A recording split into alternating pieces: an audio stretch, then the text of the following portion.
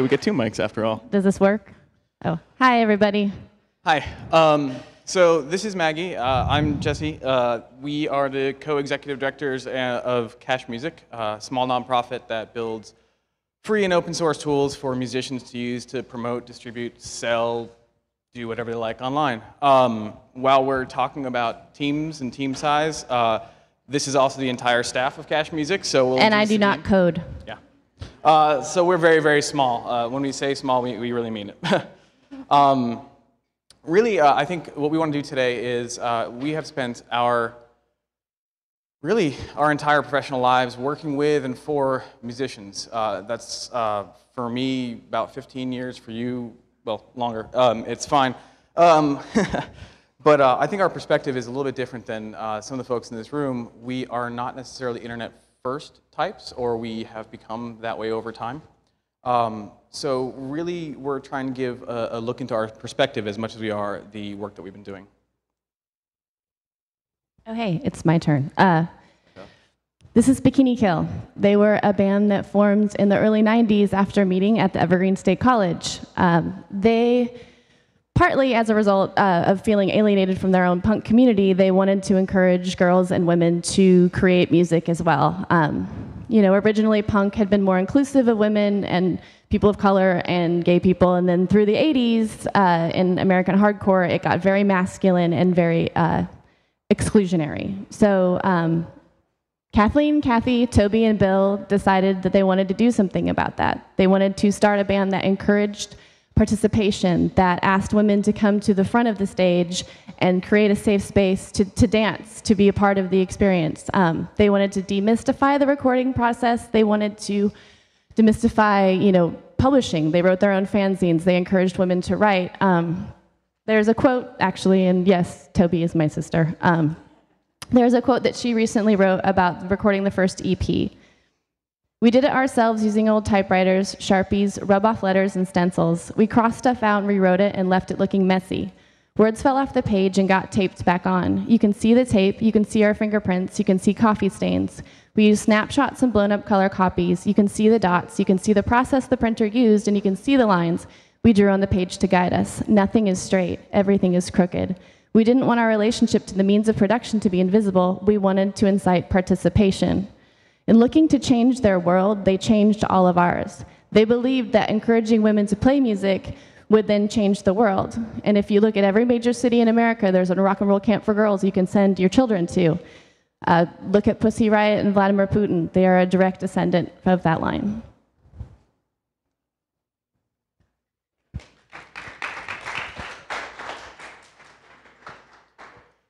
So I first met the internet around 1994, 1995. I had been around computers my entire life. My mother raised me. Really, my first baby toy was those the rings, the Write Protect rings from magnetic tape. But the internet felt different. You know, the first time I actually vividly remember seeing the Netscape Navigator 2.0 splash screen in all its pixelated glory and thinking that there was this world of infinite possibilities in front of us, that anybody could build anything they wanted, and it was this really exciting thing at the time. There was a very clear and very loud and obvious technical challenge, a technical hurdle for people to get involved, but it still felt like everyone was welcome. Now the internet seems much more commercially driven. Between corporate silos and closed APIs, between the sheer volume and amount of money that's being pushed through it, I think it's becoming a much more complicated place for the logistics of it. But also, oh, I'm standing right in front of it. This is from internetmap.net. I had never seen it until yesterday. Kind of neat. This is my Hail Mary for what do you put it for a picture of the internet today. But really, I think the point here is just that with the size and scale both of web apps being what they are now and of the actual internet now, it's intimidating not just for technical reasons now, but it's also intimidating for the sheer you know, there's almost this perception, this sort of vocal minority right now, that you should be a professional if you're going to build a web app, if you're going to build your own thing online. Otherwise, stay to social media, get out of there. And a lot of the people that we work with on a day-to-day basis are, they feel very excluded from the idea of building their own presence online, from building their own things. It's not the same get your hands dirty feel as it once was. And really, I think we'd like to see that change. So we're hoping to find sort of get back to that sort of feeling of an infinite possibility internet from 1994, 1995 by encouraging more people to take part in the internet itself, by recognizing the skills and experience of non-technical people and sort of embracing a larger culture and a larger community to build these things going forward. And that's a big piece of really the themes for everything we're going to be talking about today. This is Kristen Hirsch. She's a friend. This is Kristen Hirsch, and this is my daughter, Clementine. Kristen is her godmother. So she's family. I'm not going to say anything bad about her. That's just how it is. But even with that, she's an amazing woman, an amazing person. I think in terms of musicians, I've been more inspired by her and her innovation than almost anyone. She crowdfunded a record a year and a half before Kickstarter launched. She did a pay what you want model download system for some of her songs way before Radiohead ever did. To this day, she is supported by a subscription community of her fans. That is how she gets her recordings out into the world. That's how she seeds her stuff. And that is really everything she has done as an innovator. She doesn't talk about it.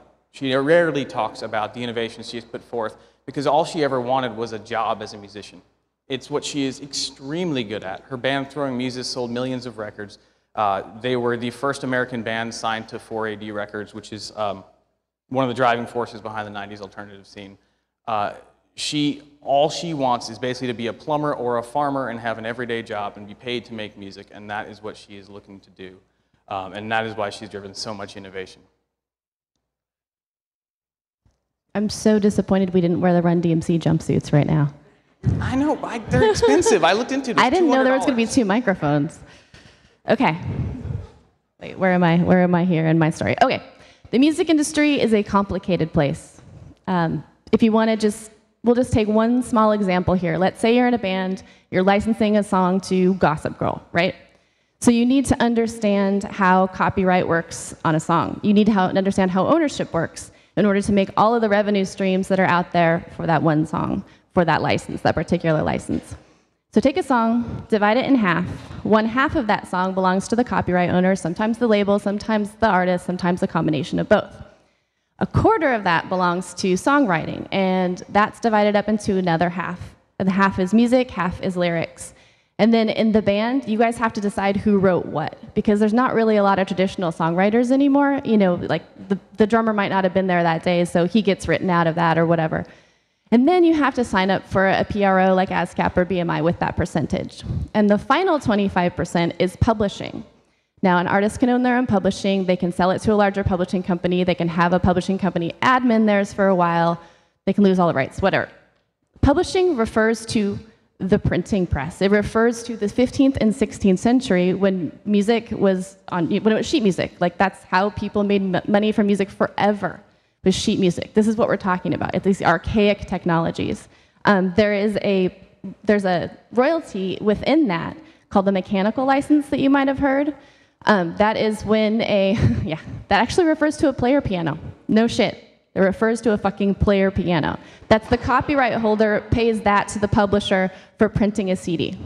These are outmoded and archaic technologies, and how are we supposed to expect artists to understand this? I've worked, as Jesse said, I've been in the music industry for over 18 years. I've been an artist for 20. I still explain this to people on a regular basis. People who've sold hundreds of thousands of records, they have no clue. And they're just losing money. So there's general narratives about the industry. All labels are bad, recorded music has no value, et cetera, et cetera. But there needs to be some kind of infrastructure for artists to be able to understand this world. And sometimes it is a label. Sometimes the label is a good place. If this is sort of a startup crowd, if you call it, consider a band a startup. They need capital. They have an idea, they have these great things, but they need money to do it. Thankfully, Kickstarter has made it a lot easier to crowdfund.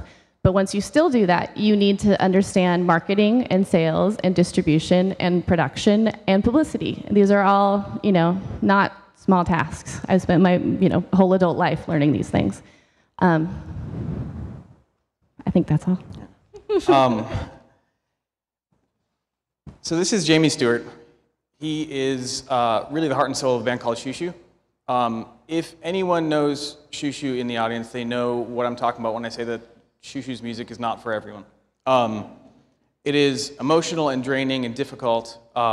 He has an incredibly loyal following, global audience, but he dives into everything from abuse to sexuality and beyond. The records, they don't sell like they used to.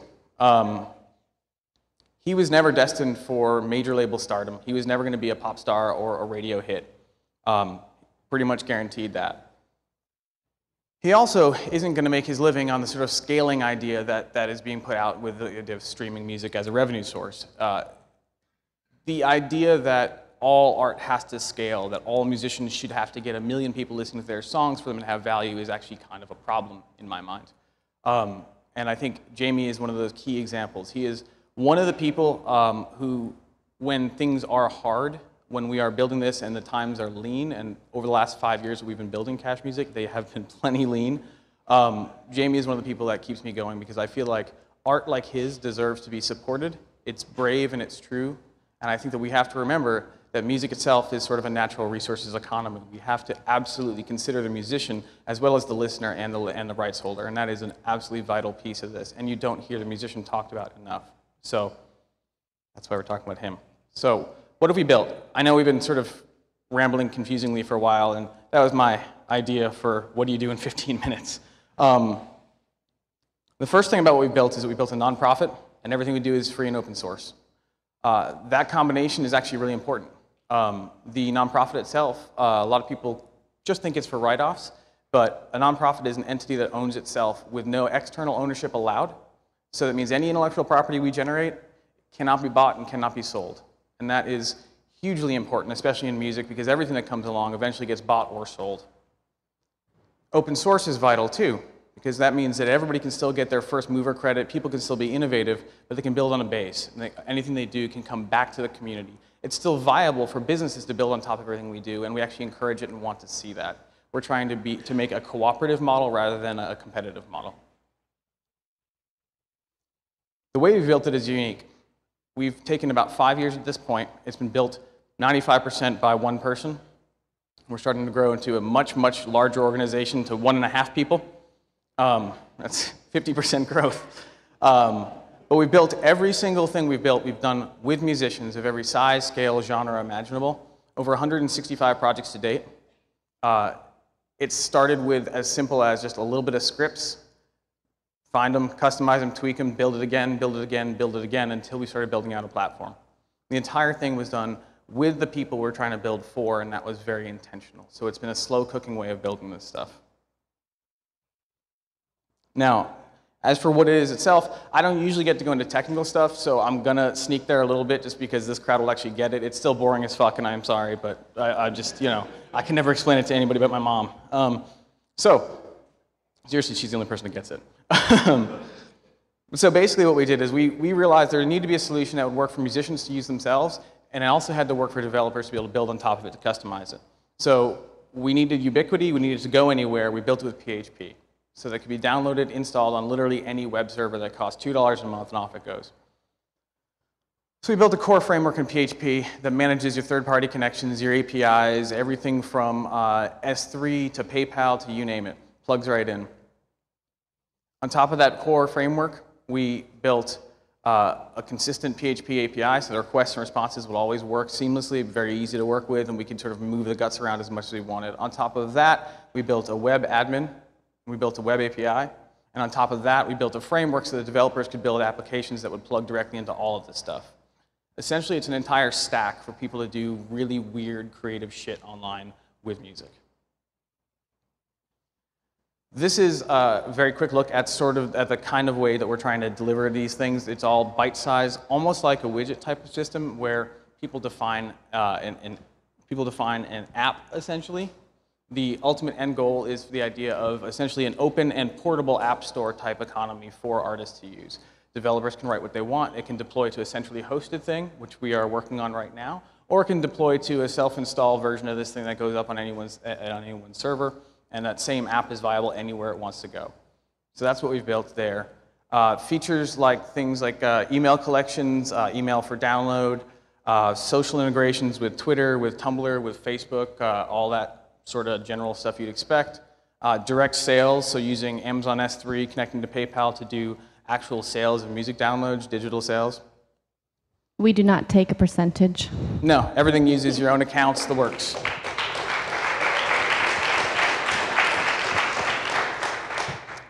And we also do things like streaming songs. One of the things we've done a lot actually with people is people don't think about the need. It's really not a very commercial thing, but to do secure streams to press to preview a record 4 months before it's out, because seriously, a leak 4 months out is gonna kill you. So that's the kind of stuff that we've built. This is the last slide, I promise. My friend Deb dared me to use this in the presentation somewhere, and I had even more ridiculous shit throughout before, but this one's really perfect. I figured I'd sound preachy as fuck, especially following Yancey, so yeah, dinosaurs. Like Maggie touched on before, and this is one of the pieces we talk about a lot, the narrative that there is sort of a good versus evil thing going on in music especially is awfully simplistic and something that I don't think is fair to use anymore. Like pretty much everyone in this room, I'm totally happy to say that the RIA are a bunch of dicks, because they are. But, you know, there's an awful lot of experience and system in place in the music industry that's actually very important for us to embrace and to know why it's there going forward. I mean, we're talking about an industry that has intellectual property spanning every single country on the planet. We're talking about models that go back 300 years that are still viable to this day. It's really, really complicated and really, really big and messy, and we need to get as inclusive as possible with industry as we build our solutions going forward. To that end, I'd like to say that the word disruption has been oversold to all of us. Being disruptive is very easy. Anyone right now feels like standing up and yelling fire at the top of their lungs can disrupt the hell out of this conference. It's fixing things that's really hard and really challenging and really vital for us to do right now. There are an awful lot of old models that are right now struggling to figure out what they're going to do in the world, and that's partially because the economy is just awesome right now, and partially because things are in a giant state of upheaval. I think, and honestly believe, and I believe that everyone in this room probably believes that the internet itself and that the models that are made available today by going direct to your audience can save these types of industries, can save creative industry, can save artists and musicians specifically. And I think it's awfully vital that we work towards that, including musicians in the language of all the models we talk about, and including musicians in the conversations that we have about those models. It is incredibly important to recognize their skill and their experience going forward. We do it every day, and I would love to see more and more people try to do that on an active basis.